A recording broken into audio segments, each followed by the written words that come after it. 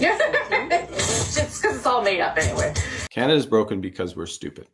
Does the fact that this bill is so much more narrowly focused just on this rather than sort of the omnibus, everything but the kitchen sink that was in Bill C2, is that a recognition that that was not the right approach to this? They put a paper tiger chipmunk in charge of taking away your rights. The federal government has introduced a new bill that it says will help law enforcement track and identify suspected criminals online. We're going to better equip police forces to investigate and to prevent human trafficking, smuggling, extortion, and a number of other very, very serious crimes that demand the full attention of the government. These processes are designed to protect people's privacy rights, but ensure that we have the modern tools that are necessary to address crimes that are taking place in the modern world. The Lawful Access Bill would allow law enforcement to compel telecom companies like Bell or Rogers to provide a yes or no answer when asked if a suspected criminal uses their services. It would also require electronic service providers to have the capability to track user locations. But the bill does not compel AI or social media companies to share information or report suspicious activity to Canadian authorities. Public Safety Minister Gary Anandasangaree joins me now. Welcome to the show. This new legislation comes after some pretty deep criticisms over a similar bill from your government in June, Bill C2. There were concerns over snooping and privacy and overreach. How does this bill address those concerns while also balancing the need to keep Canadians safe? Look, Bill C2 had a number of important elements. In fact, there's 8 different components to the bill. Lawful access was just one of those elements. As you're aware, Bill C12 has captured most of the measures for as part of the Strong Borders Act. Lawful access is something that law enforcement in Canada have been looking for three decades. So when we introduced lawful access as part of C2, we realized that we needed to do a bit more work, so we retreated.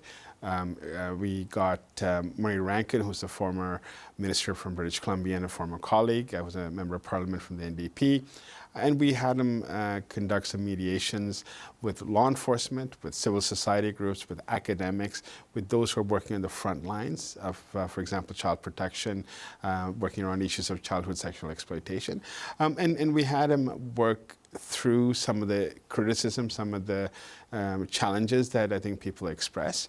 And we've come back with what I believe is a much more constrained, limited in scope bill with some very important safeguards that people have asked for.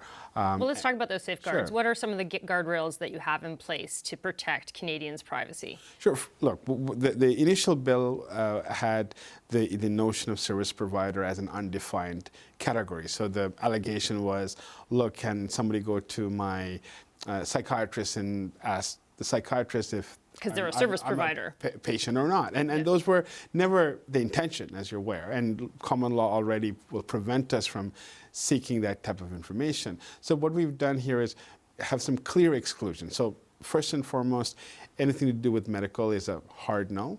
Anything to do with solicitor-client privilege or legal advice is a hard no.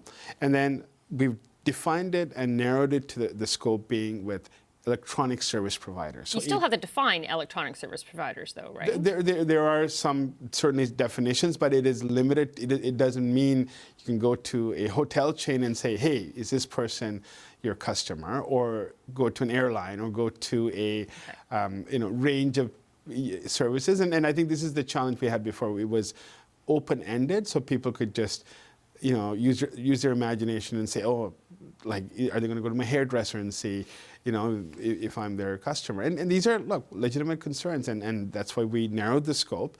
We also have a 3-year review, which is absolutely critical. Also, there's a need for the minister to consult the Information Commissioner on certain matters. So we have many safeguards in place, and since it's much more narrow than the original C2, I believe Canadians should be assured that what we have in place is absolutely required for law enforcement with limited scope, but also with the safeguards that will protect their civil rights. And one of those safeguards would also be that while you don't need, law enforcement doesn't need a warrant to find out from a service provider whether someone's a customer or not, but they still will need a warrant to actually then, once they've confirmed that, get the information that they want in terms of the person's address and IP address and that Absolutely, kind of thing. and it just goes to the only element in which you could go to someone without a warrant is to go to a telco and say, does this... Just a friendly reminder to smash the like, hit subscribe. Please leave a comment below if you have something to share. Let's get back to the nutty video. Telephone, or does his IP address, does that match like your record? Like, are they your customer? Only one question, either yes or no. If it's a no, it stops there. If it's a yes, then then you would have to go in front of a judge and get a warrant. Now, this legislation would create a framework for how Canadian law enforcement can make information requests to foreign social media companies like OpenAI, which is mentioned explicitly. But it doesn't compel those companies to share the kind of information we might be looking for or to report suspicious activities. Is that simply because we can't compel them to do that because they're foreign companies? Well, we do have a mutual assistance agreement with the United States, for example, where there is a demand for information that we can place through the U.S. And look, the laws are different in every jurisdiction, and we have to have those bilateral agreements before we can seek those that type of information. In the case of, for example, many of the major tech companies, they are situated in the U.S., and sometimes the jurisdiction is there, and we'll need to seek authority from the U.S. judiciary to be able to compel information to be shared with us. We are having a broader debate around the role of online harms and the impact it has on our children, and one of the things I'm hoping for is that we'll have much greater cooperation with companies that provide social media services. But what is to stop a social media company from refusing to cooperate? It does kind of feel like we're talking about this, it's mentioned in legislation, but it's a bit of an empty measure because we don't actually have the power to compel them. We're already doing that right now. We're already, through judicial authorization, we're already seeking information from different, Instagram, for example, Meta, Twitter. But does this legislation speed up that process that's already underway, or because we don't have that power, we're still just in the same situation as we were before? I think for the most part, for those originating from Canada, it really does speed up the timelines. Our expectation is even with different international partners, we'll have an expedited process. Both the Five Eyes and G7 countries have regimes in place in their respective jurisdictions. We are actually an outlier in this area, and I do believe that because our companies and our industry cooperates with requests from foreign entities as well, foreign governments, that is judicially authorized. We are expecting the same type of compliance. And now, does the fact that this bill is so much more narrowly focused just on this rather than sort of the omnibus, everything but the kitchen sink that was in Bill C2, is that a recognition that that was not the right approach to this?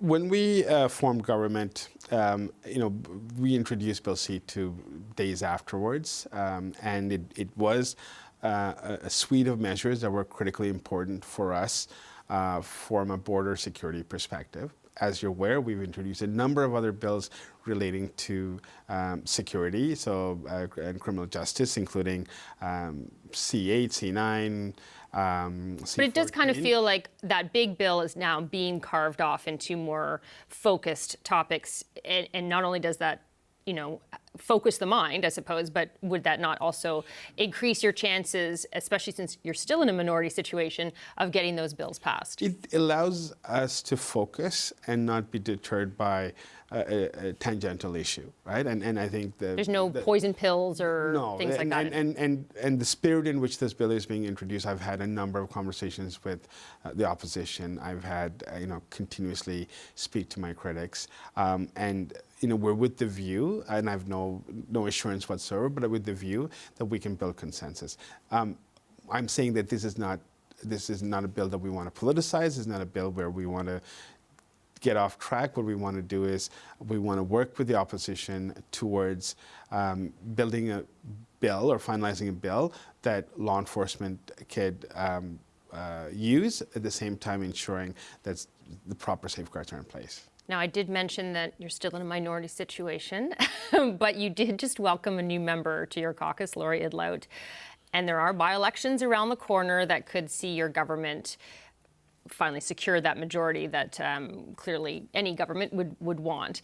Now, opposition parties are accusing your government of making backroom deals and acting undemocratically to get that majority. What is your response to that? So, first and foremost, there are three by-elections happening. One in my backyard in Scarborough Southwest. We have an incredible candidate who happened to be the former deputy leader of the NDP. Provincially, who resigned and is seeking a mandate right now from her voters.